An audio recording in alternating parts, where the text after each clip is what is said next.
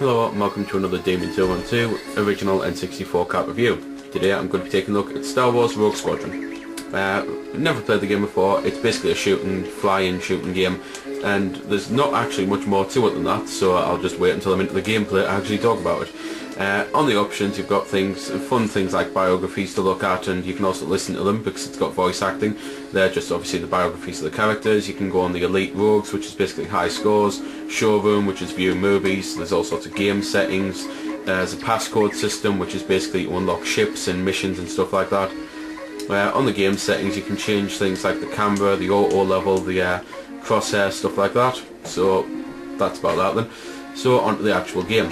You actually get 3 save files on this one, which is a lot less than the newer Rogue Squadrons, but to be fair, it's a cart game and it's standard back then.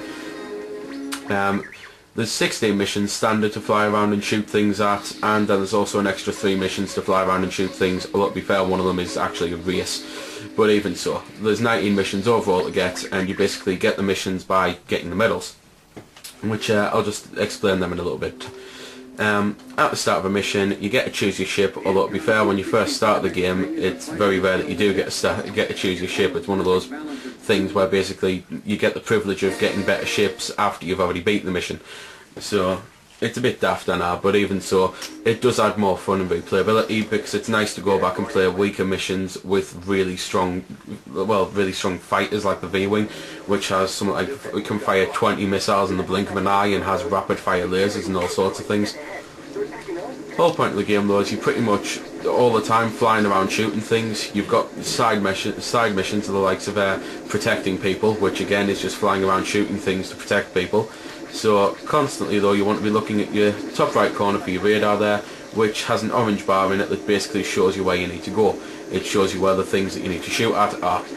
There's all sorts of different dodgy controls and the likes for your ship. You can do the standard stuff, which is just basically you've got a button to fire and a button to turn, or you can do the more advanced stuff like speed up, slow down, closing S-foils, which really speeds you up but means you can't fire.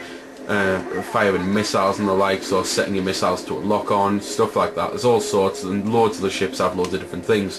For example, the Y-Wing has bombs rather than torpedoes, and it has ion cannons. Being a Star Wars game, there's loads of Star Wars themed stuff in here, and there's also a load of secrets as well. If you actually fly around the missions, then you'll most likely find something that gives a nod to the movies. Like on this one here, you can actually find the pod from the Blockade Rebel Runner, whatever it was called, from Star Wars 4, where R2-D2 and C-3PO escaped. So loads of cool things like that around the game. There's also loads of other secrets, things like yellow cubey things, which basically if you find them, collect them, because they upgrade your ship. You can get things like advanced shields or advanced proton torpedoes, advanced etc etc. So you definitely want to be on the lookout for them. The way the medal system works is basically you get loads of things after you beat the actual mission. It tells you loads of things about the missions and what you have to do to get the medals.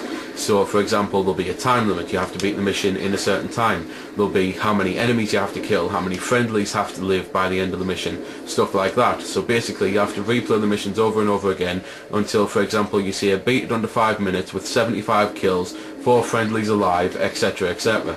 And obviously the better you do, then the better the medal you get. And to unlock the final mission, which is Hoth, then you need gold medals on all 18 missions before Hoth. So that's about that then. Just going to shut up now actually and let you listen to a bit of the music just while I fly around.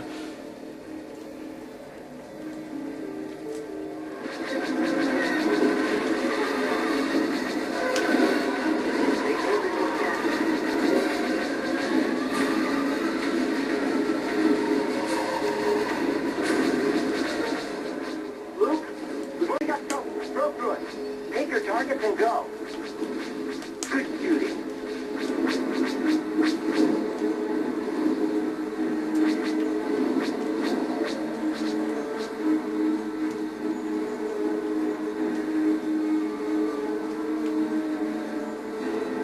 So there we go then, that was a bit of the music I suppose. It's very quiet on the game, and to be fair, a lot of what you're going to be hearing when you're in gunfights is just like ship noise. But anyway, speaking of ships, there's loads of ships on the game to play as. You can, as I say, you can play the likes of X-Wings, A-Wing, Y-Wing, stuff like that. but you can also unlock some hidden ships. You can unlock things like the Naboo Starfighter, Darth's TIE Advance, stuff like that. So loads of ships for you to play on the game as, so loads of replayability, because it's quite nice replaying every mission with every ship just to see the difference.